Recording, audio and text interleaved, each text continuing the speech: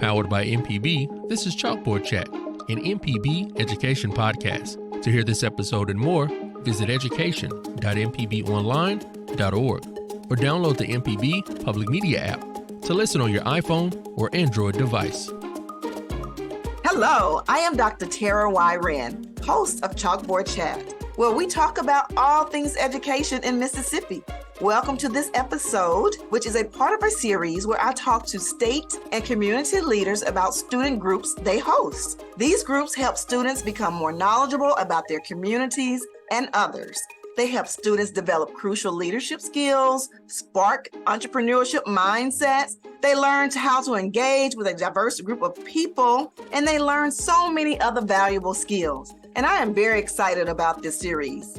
And today I am talking to Shanderia Minor, who is the Public Information Officer for the Mississippi Department of Education, MDE. In her current role, Shan gets to hear directly from students about their various perspectives on many different topics. Today, I talk with her about MDE's Student Advisory Council. Welcome, Shan, to Chalkboard Chats. Hi, Sarah. Thank you so much for having me today. Well, I think it's such a unique position to be in, to be able to connect with Mississippi's or our world's next generation of leaders. So tell me how you landed into this wonderful opportunity. Well, I landed into it as just part of my role here at MDE in the Communication and Government Relations Office. So my primary job is to write news releases and help with media relations and all things with social media and all that great public relations and communication work. But the Student Advisory Council is one of a few different advisory councils that the state superintendent has. And so, we needed someone to lead it, be the liaison for it. And so I was gifted with that opportunity, and it's a great opportunity. So I started doing that last year, maybe was the first time that I was the liaison or the coordinator for the Student Advisory Council. So are you enjoying this journey? I really am. I love working with the students. You know, I'm a mom, and it's just something about when you are talking to 17-year-olds, 18-year-olds, and the council also has first-year college students. You just see their future. And you know that they have great potential, and so many of them are just really on top of things. You know, They are very bright, very smart, very engaged, and I love working with them and getting to know them and helping them understand more about the public education system in Mississippi. Well, that's awesome. That's an awesome opportunity. I want to back up a little bit and just have you tell me just a little bit about yourself. Where Shan come from? How'd you get to where you are? Well, I am a native of Kosciuszko, Mississippi. And after graduating high school, I'm not going to say what year it was. Oh, come on. I'm not going to do that, but it was early 90s. I'll just say that. I went to University of Southern Mississippi in Hattiesburg, and I got my degree in journalism, my bachelor's degree. So I worked in the newspaper industry for many years. I'm at the Hattiesburg American, at the Clarion Ledger, and then that industry changed. And so I actually went back to school to Mississippi College, got a master's degree in communication. And even though I still worked in journalism, I eventually transitioned into PR and communications. So had the privilege, of course, of working at Mississippi Public Broadcasting for a while. And then I started at MDE in November of 2021. I'm a mom, and I have a daughter who's still in the public school system. My oldest girls, one is still in college and one is a graduate of Mississippi State. Give me a short overview of the Student Advisory Council.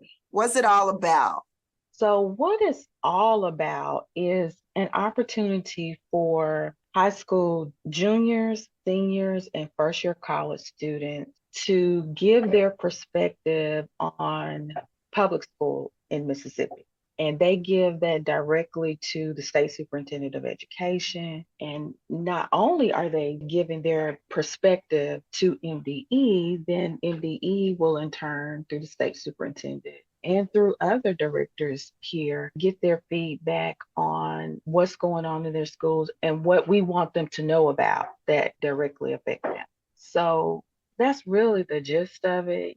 You have principals, you have superintendents, you have teachers, you have all types of staff folks working in schools throughout the state, but you also want to hear from the students. Right. So this gives them that opportunity to share what it's like in the classroom, what issues they're facing, what their concerns are, and they get to find out from the horse's mouth, so to speak, Mm-hmm. what is being done about that, what can be done about that. It gives them an opportunity to network with other students and find Mm-hmm. out what's happening, at a school over here that maybe they had an issue, but maybe now they have a program implemented that could help another school emulate. So it gives them all those ideas that they could bring back to their local schools and districts. That's awesome. I'm sure those students really appreciate that opportunity. Do you have a select number each year? Can they serve multiple years?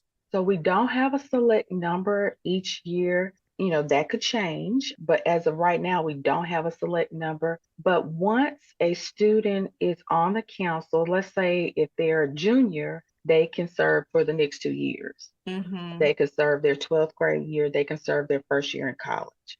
So it just depends on when they join the council. And they don't have to serve again, but they do have that opportunity. Do you find that many of them serve again? Do they come back? Yes, they do come back because they enjoy it and they want to just continue to have that interaction, I think, on the state level. So yes, they do come back. So what type of programs or activities or projects are they engaged in over the year? So last year we had 3 meetings. I think our first meeting was in October. It was virtual. And that meeting was just to assess their issues or concerns that they had in school. It was a lot that they named, mainly mental health, ACT prep, class rank, school safety, and they had some other issues, but those were like the top 4. And then we met in person in January of this year, 2023, at the state capitol, obviously during the legislative session. And at that meeting, we had them break up into groups. We had them write out the issues, the concerns, and we wanted them to develop realistic solutions for the issues that they brought up.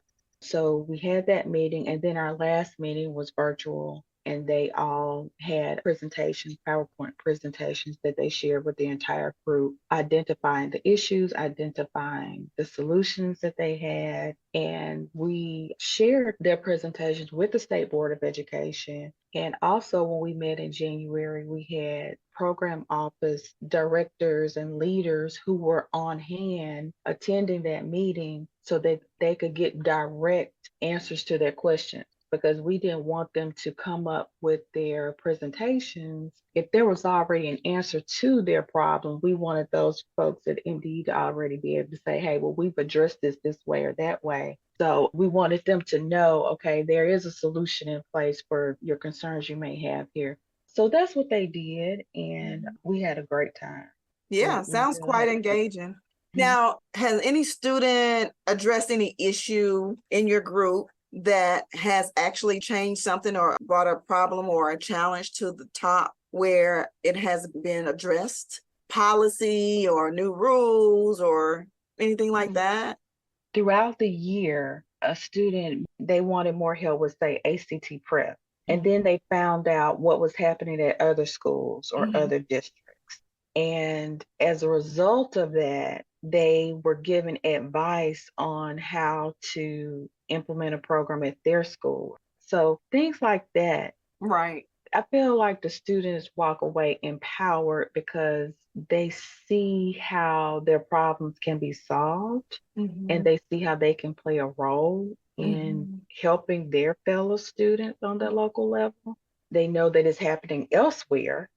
So that helps them at their respective schools get some things done there. Right. You mentioned that you believe they walk away empowered. What other type of benefits do you feel like they realize?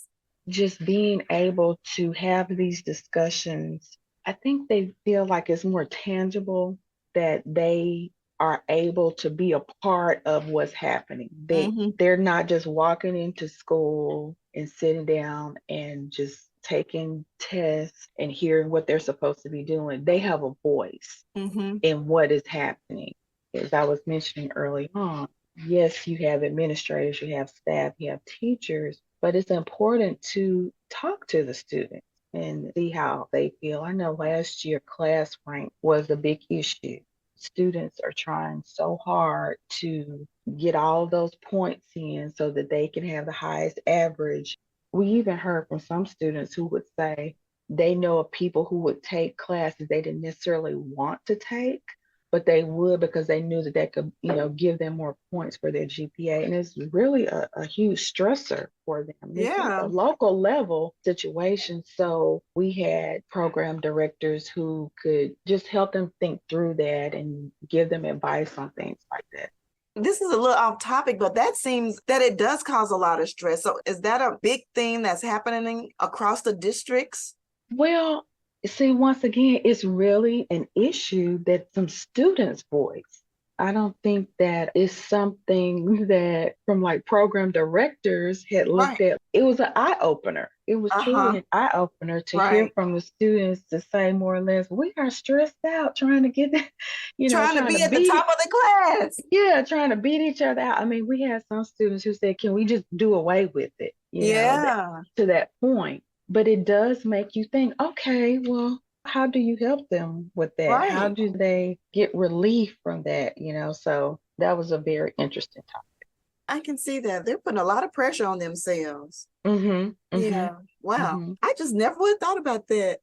Right. And that's why you have to hear from students. Absolutely. You have to hear from them. You don't always know. If you don't ask, you don't know what they're going through. Absolutely. Mm-hmm. Absolutely. It'll be Mm-hmm. interesting to see how administrators or districts deal with that, because I feel like that attributes to or contributes to some of the mental anguish and health issues that some students might have.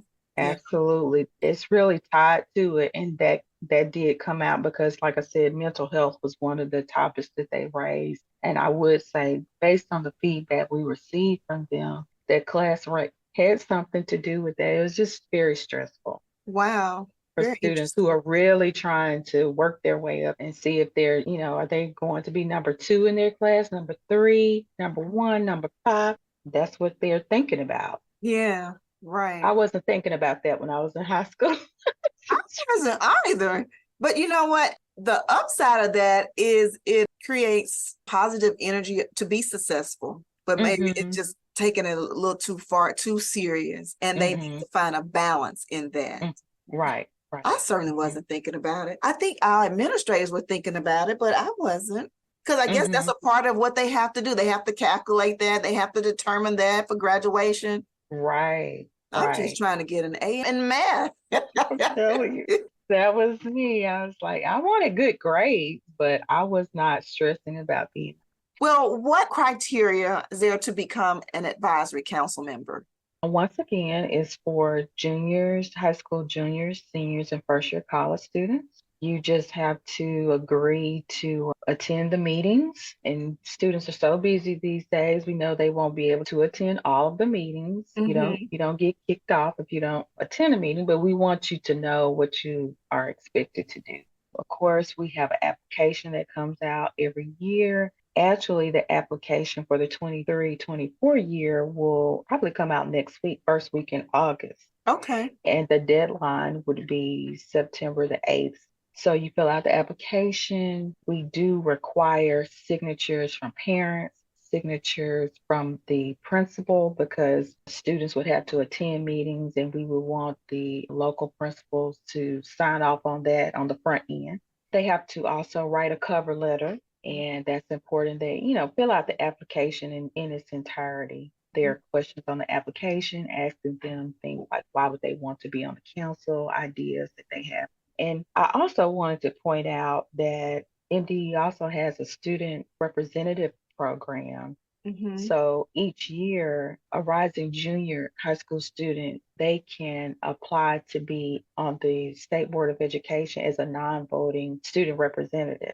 And so that application usually is released around December each year. Okay. And even if you do not become the person chosen for that position, if you are a finalist, you automatically become a member of the Student Advisory Council. Okay. There's really like two routes, if you will, to be on the council. Right. And that's just one person. That's just one person, so that's very competitive That to be is. chosen to be a student representative to the board. So the State Board of Education has a junior and a senior student representative on the board. Okay. The finalists can be on the Student Advisory Council, and the student reps who are on the board are also on the Student Advisory Council. That's awesome. Couple of different ways to be engaged Right. with our Right. education system from a student perspective. Well, Mhm. where can the students find this application? We will release it next week, and we'll put out a news release, and you'll just be able to find it on mdek12.org on our website. We'll share it on social media as well. Okay. We also send it out to the school districts through our weekly newsletter as well. So what are some of the successes or a success that you would say, hey, I really like this about the advisory council. This particular thing really works and is really impactful, that you would see that you would like to build on? I think just overall, just getting the feedback from the student next year, and it's not all set in stone yet, but we may want to get more information from the students about CTE or career and technical education, thinking about workforce development throughout the year, and talk to the students about their programs, maybe the pros and cons of the programs they have there. But overall, the students give us valuable information and we get valuable information from them. That's really the best takeaway here. And they're just able to just be involved and know that their voice matters. It's valuable to the students to know that their voices are heard. So that is awesome. And I'm hearing that districts, administrators are receptive to the students. Oh, yeah. Yeah, they are. They are. That's just part of it. You know, that's part of it. And they have great relationships. You know, we all love our teachers, and those students love their teachers. And if they're going to get anything done, they're going to have to work with their local administrators and teachers and such. Right. But yeah, I think they have great relationships. So good partnerships there. Mm-hmm. So I'll end with this question, because working with young folks, you know, as you stated earlier, it's just a privilege to be able to do that and to have a hand in their growth and seeing them develop and go on and do great things. Has there been one particular student, you don't have to call a name or anything, that has inspired you, you know, just really want to just keep doing this? I know you're new to it, but what has been your inspiration to keep going? There have been a few students who have been so excited and grateful to be a part of the council. And you know, I know that because they reach out to me on a regular basis. I had someone reach out to me maybe just a few weeks ago, and he wants to know, he said, is my name on the list to be on the council for next year? It was on the list because he ensured that he filled it out. So what I love about it is that it's not based on a grade point average. It's not based on the typical things that may indicate you're the top leader in your school. You may not be participating in any clubs at your school, but if you fill out that application and you write a compelling cover letter indicating your interest, you could be on the council. And it goes back to what I said, everyone has a voice. So, you know, you can tell those students who have the potential, but, you know, maybe they're not the most popular kid at school. But with this council, they have a voice and it matters. And we want to hear from you. And it's going to benefit them definitely, I think, later on in life with leadership skills, with knowledge of, once again, the K through 12 or pre-K through 12 public school system in Mississippi. It's going to benefit them later on when they go to college, or if they choose a career route, they will have more to work with. You know, it will build their confidence in whatever they decide to do. Well, great. Well, Shan, I have just appreciated this conversation to learn about the council and the representative program that you all lead there at Mississippi Department of Education. It's such an awesome responsibility to get engaged with our next generation of leaders. And so any of those potential leaders who are listening to this podcast, parents, community leaders, church leaders, whomever you are, and you know a student, tell them about this opportunity where they have a voice in Mississippi's education system, you know, right, to share their perspective. So thank you, Shanderia Minor. You're very welcome. For having this conversation with me today. And class is now dismissed. You've been listening to Chalkboard Chat, an MPB education podcast. To hear this episode and more, visit education.mpbonline.org or download the MPB Public Media app to listen on your iPhone or Android device. This podcast is hosted with love by ACAST. Thank you for tuning in. Before you go, please be sure to leave a positive review for Chalkboard Chat and subscribe to be the first to know when a new episode releases. See you next time.